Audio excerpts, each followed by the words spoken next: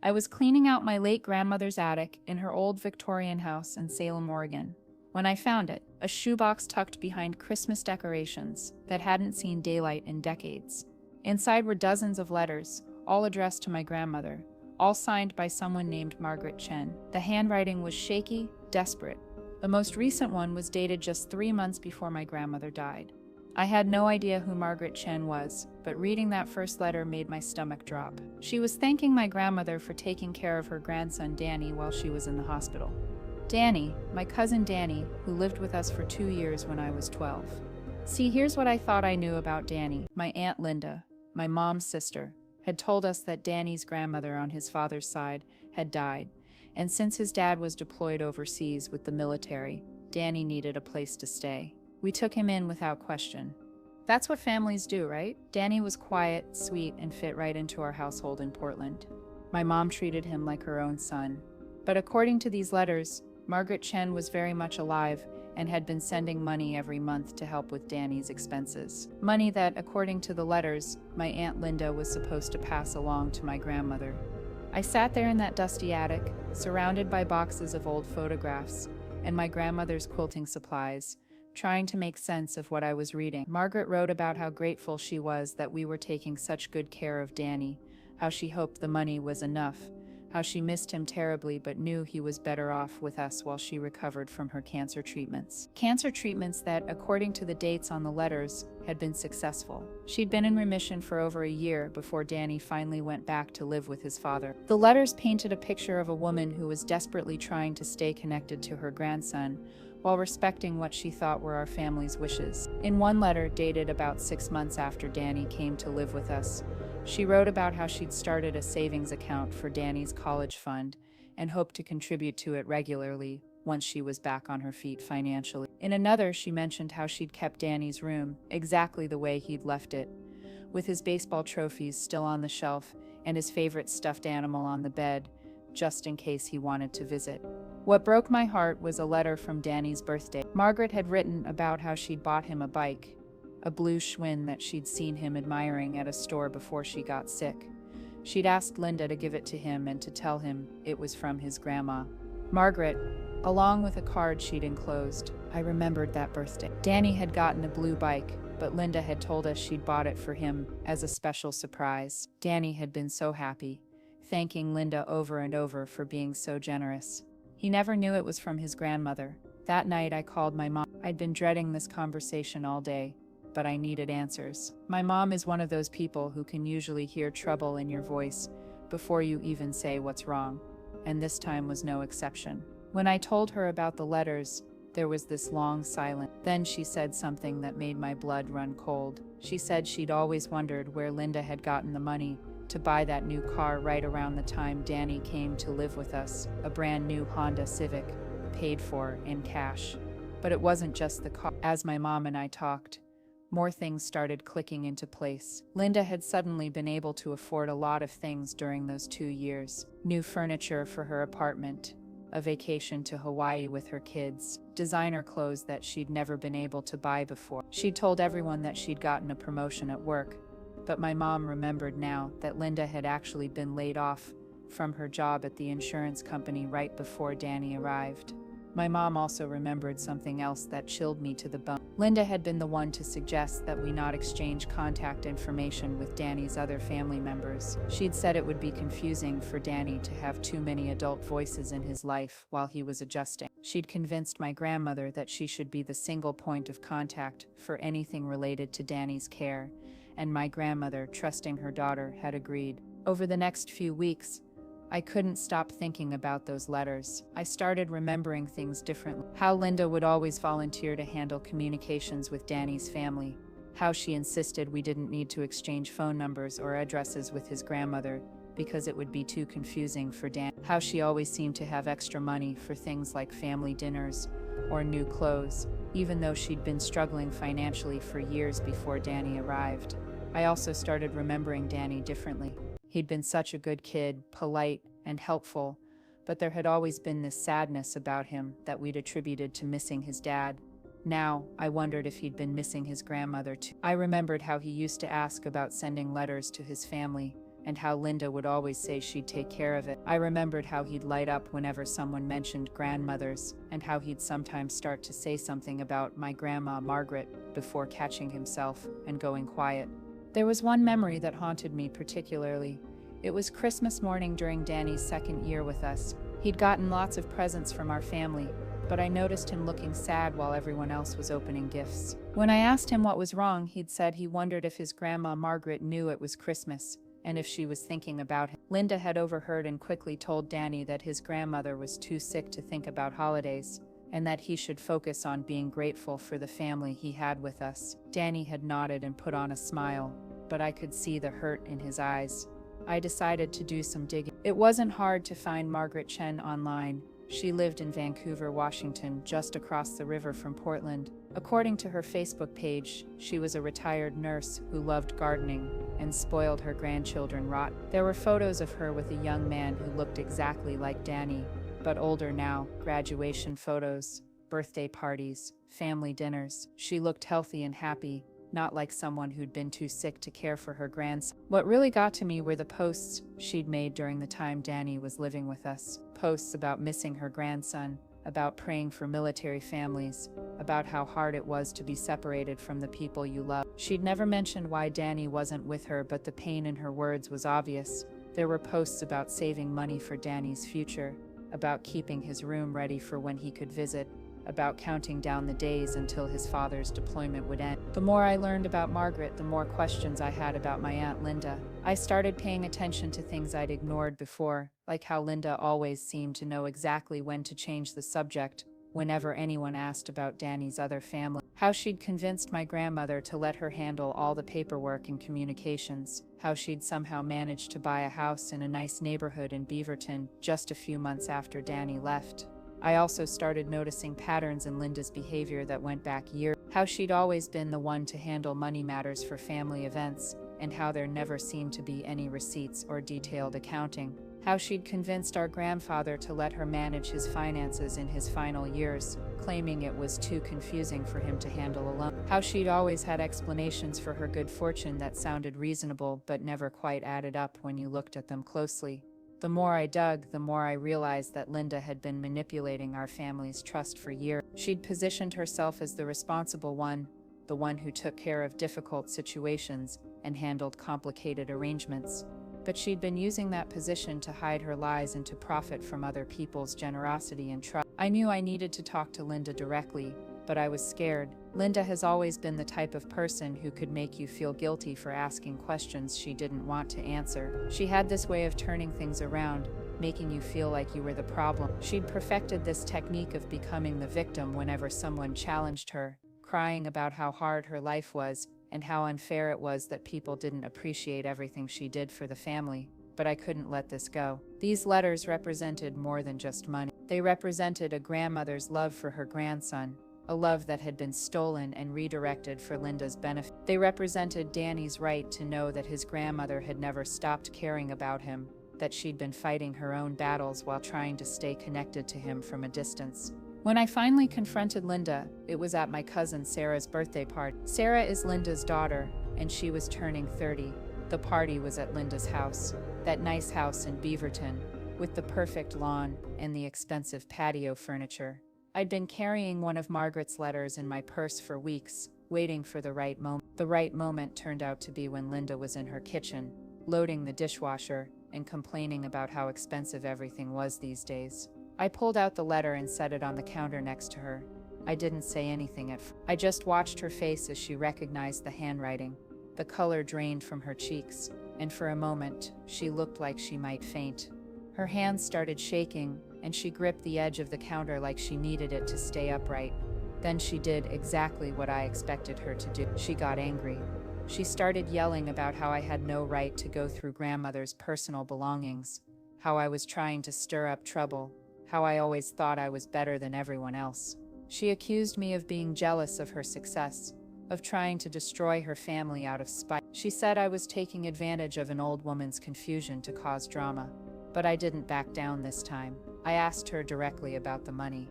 I asked her about Margaret Chin. I asked her about the car and the house, and all the lies she'd told our family. I pulled out more letters, spreading them across her granite countertop like evidence in a courtroom. Each letter was a piece of proof that she'd been lying to us for years. Linda's story kept changing. First, she said she'd never seen the letters before. Then she said Margaret was confused and probably had dementia. Then she said the money was payment for services, not gifts. Then she said Margaret owed her money for other things, and she just kept what was rightfully hers. Each lie contradicted the last one, and I could see her getting more desperate as she realized I wasn't going to be fooled or intimidated. Finally, when she realized I wasn't going to let her twist this around on me, she broke down and admitted it. She'd been keeping the money Margaret sent, all of it. Over 2 years, Margaret had sent nearly $15,000 to help with Danny's care, and Linda had kept every penny. She'd also kept gifts that Margaret had sent for Danny, selling some of them and giving others to her own children. The worst part wasn't even the money, though that was bad enough. The worst part was learning that Margaret had begged Linda to let her visit Danny, to talk to him on the phone, to stay connected with her grandson while he lived with us. Linda had told her that it would be too confusing for Danny, that it was better if he focused on adjusting to his new temporary family. Margaret had respected that decision because she thought it was what was best for Dan. She'd sacrificed her relationship with her grandson because she trusted Linda to do the right thing. But Linda hadn't stopped there. She'd also told Margaret that our family was struggling financially and that any extra money would be helpful. She'd painted a picture of noble poverty, of a family stretching their resources to help a child in need. Margaret, generous and grateful, had sent more money than she could really afford, sometimes skipping her own medications or going without things she needed so she could help with Danny's care. Linda tried to justify it. She said Margaret was rich, that she didn't really need the money. She said she'd used it for family things anyway, so it wasn't really stealing. She said Margaret probably wouldn't have been able to handle taking care of Danny anyway because of her health problem. Every excuse made me angrier. This wasn't about whether Margaret could afford to lose the money. This was about trust, about family, about doing right by a child who needed stability and love. What made it even worse was learning that Linda had told Danny lies about his grandmother too. She told him that Margaret didn't want to be bothered with phone calls or letters because she was too sick and it was too stressful for her. She told him that his grandmother had asked Linda to handle everything so Margaret wouldn't have to worry about him. Danny, being a considerate kid, had stopped asking to contact his grandmother because he thought he was protecting her. I left that party feeling like I'd discovered a stranger living in my aunt's body. The Linda I thought I knew would never have done something like this. But then I started thinking about other times throughout my childhood when Linda had bent the truth or taken advantage of people's generosity. The pattern had always been there. I'd just chosen not to see it. There was the time she'd organized a fundraiser for a family whose house had burned down, but somehow most of the money had gone to administrative costs that Linda never fully explained. There was the time she'd borrowed money from our grandfather for a medical emergency that turned out to be a vacation. There was the time she'd convinced our aunt to sign over power of attorney and then made decisions about our aunt's finances that seemed to benefit Linda more than our aunt. The hardest conversation was with my mom. She was devastated. Linda was her sister, her only sibling, and learning that Linda had manipulated our entire family shattered something in my mom. She kept asking where she'd gone wrong, how she'd failed to see what Linda was doing. I reminded her that Linda had fooled all of us. That's what people like Linda do. They're experts at finding your blind spots and exploiting them. My mom started remembering other things that suddenly made sense in this new context. How Linda had always been quick to volunteer for family responsibilities that involved handling money or making decisions for other people. How she'd positioned herself as the practical one, the one who could handle difficult situations that other family members were too emotional or naive to manage properly. How she'd always had explanations for good fortune that seemed reasonable at the time but now looked suspicious. My mom wanted to make things right, but she didn't know how. Margaret's letters had stopped coming after grandmother died. We had no way to contact her, no way to explain what had happened, or to try to make amends for Linda's betrayal. The guilt was eating my mom alive. She felt responsible, even though she'd been lied to just like the rest of us. I decided to find Margaret. It took some detective work, but I eventually tracked down her phone number through a mutual friend of someone who knew Danny's father. Calling her was one of the hardest things I've ever done. How do you tell a grandmother that your family stole money she sent to care for her grandson? How do you explain that the people she trusted had lied to her for 2 years? Margaret was quiet when I told her everything. When she finally spoke, her voice was calm but infinitely sad. She said she'd always suspected something wasn't right, but she'd convinced herself that she was being paranoid. She'd missed Danny terribly, had dreams about him, had spent countless nights wondering if he was happy and healthy. The worst part for her wasn't even the money. It was knowing that she'd missed 2 years of her grandson's life because she'd trusted Linda to be honest with her. Margaret told me things that made the betrayal even more heartbreaking. She'd written letters to Danny that Linda was supposed to give him, letters full of love and encouragement, and stories about their family history. She'd sent photos of herself and other family members, so Danny wouldn't forget what they looked like. She'd even recorded herself reading his favorite bedtime story, the one about the little engine that could, and sent the cassette tape for Linda to play for him when he missed her. None of it had ever reached Danny. Linda had kept it all, and eventually thrown most of it away. The only reason my grandmother had the financial letters was because Linda had been using my grandmother's address as a way to keep track of the money, without having it sent directly to her own home. Margaret also told me about the phone calls. She'd called our house several times, hoping to talk to Danny, or at least to get updates on how he was doing. Linda had always answered, and always had excuses for why Danny couldn't come to the phone. He was napping, or doing homework, or out playing with friends. Margaret had started to worry that maybe Danny didn't want to talk to her, that maybe he was angry about her being sick when he needed her most. The conversation with Margaret lasted for almost 3 hours. She told me stories about Danny as a little boy, about how he used to help her in her garden, and how he'd always been fascinated by her collection of vintage teacups. She told me about traditions they'd had together, like making chocolate chip cookies every Sunday and watching old movies on her ancient television. She told me about how proud she'd been when he learned to ride his bike, the same bike she'd later bought for his birthday while he was living with us. By the end of the call, we were both crying. Margaret said she didn't blame our family for what Linda had done, but she was heartbroken that she'd lost so much time with Danny based on lies. She was also worried about how Danny would react when he learned the truth. Would he be angry with her for not trying harder to stay in touch? Would he think she hadn't cared enough to fight for their relationship? My mom and I decided that we had to tell Danny the truth. He deserved to know what had happened, even if it was painful. He was 22 now, working as a mechanic in Sacramento, and engaged to a girl named Jessica. When I called him, he was shocked but not entirely surprised. He said he'd always felt like there were pieces of the story missing, but he'd never pushed for answers because he didn't want to seem ungrateful for everything our family had done for him. Danny told me things that broke my heart all over again. He said he'd often wondered why his grandmother had stopped loving him, why she'd never tried to visit or call once he was settled with us. He'd convinced himself that maybe he'd done something wrong, that maybe he'd been too much trouble for her when she was sick. He'd carried that guilt and sadness with him for years, always wondering what he could have done differently to maintain that relationship. He also told me about dreams he'd had about his grandmother's house, about her garden and her teacups, and the way she used to hum while she cooked. He'd thought those were just childhood memories getting mixed up with wishful thinking, but now he realized they were probably accurate memories of a relationship that had been much stronger than Linda had let him believe. Danny was angry, but mostly he was sad. He'd lost years with his grandmother because of Linda's lies, and there was no way to get that time back. Margaret was in her 80s now, and while she was still healthy and sharp, Danny felt like he'd missed so much of her life. He'd missed holidays and birthdays, and all the little moments that make up a relationship with someone you love.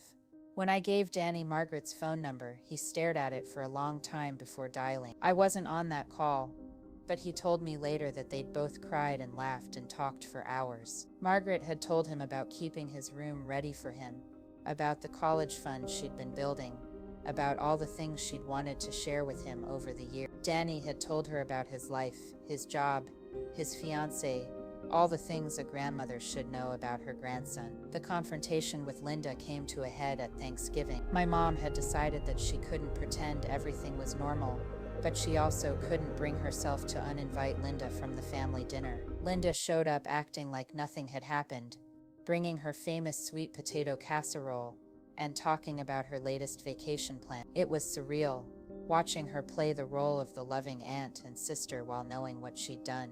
When Danny walked in with Margaret, Linda's face went white. Danny had driven up from California with his grandmother, who'd flown in from Vancouver to finally meet the family who'd cared for her grandson. The introduction was awkward and painful. Linda mumbled some kind of apology, but it was clear she was more embarrassed than truly remorseful. Margaret handled it with more grace than Linda deserved. She thanked my mom for taking such good care of Danny, and she didn't mention the money or the lies in front of everyone. But the tension was thick enough to cut with a knife. Linda barely said 2 words during dinner, and she left right after dessert, claiming she had another family obligation. That was the last time Linda came to a family gathering. My mom struggled with the decision for months, but eventually she told Linda that she couldn't be part of our family events anymore, not until she made real amends for what she'd done. Linda's response was to cut off contact with all of us, and to tell other family members that we were being unfair and holding grudges over ancient history. Some relatives took Linda's side. They said families should forgive and forget, that bringing up old mistakes was just causing unnecessary drama. But my mom stood firm. She said that forgiveness required acknowledgement and change, not just the passage of time. Linda had never truly admitted what she'd done wrong, and she'd never made any effort to make things right with Margaret or Danny.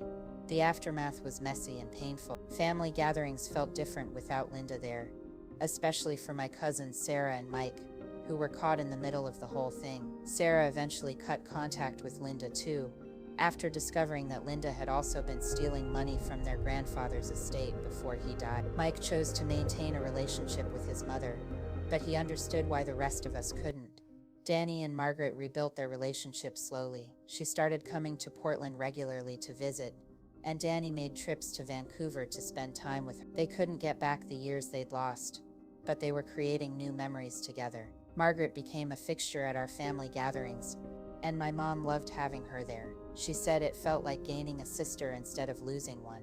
The money was never recovered. Linda had spent it all years ago, and she didn't have the means to pay it back even if she'd wanted to. Margaret said she didn't care about the money anymore. She said the relationship with Danny was worth more than any amount of cash, and she was grateful to finally know the truth about what had happened.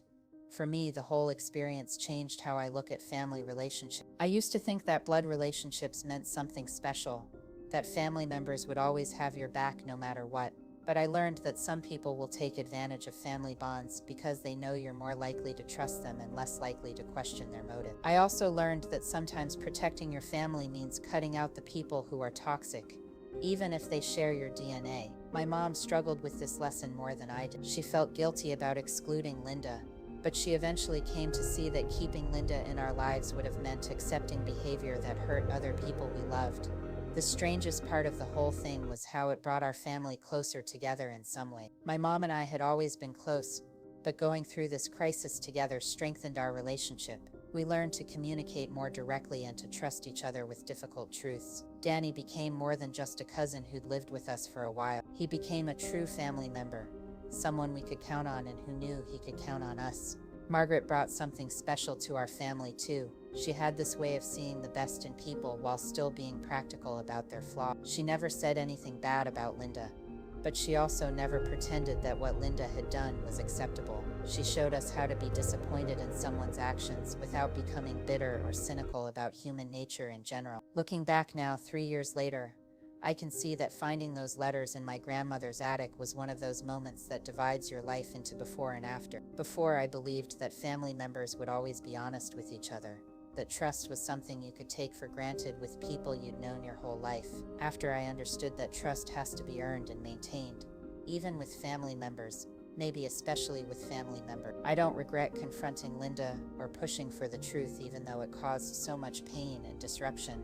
Danny deserved to know what had happened, Margaret deserved to have her grandson back in her life. My mom deserved to know who her sister really was. And I deserved to live in reality instead of in the comfortable fiction Linda had created. The house Linda bought with Margaret's money is up for sale now. She's moving to Arizona, claiming she wants a fresh start somewhere warmer. I think she just wants to get away from the consequences of her actions. Maybe she'll reinvent herself there, become someone who doesn't lie to her family or steal from elderly grandmothers. Or maybe she'll find new people to manipulate and take advantage. I don't know, and honestly, I don't care anymore.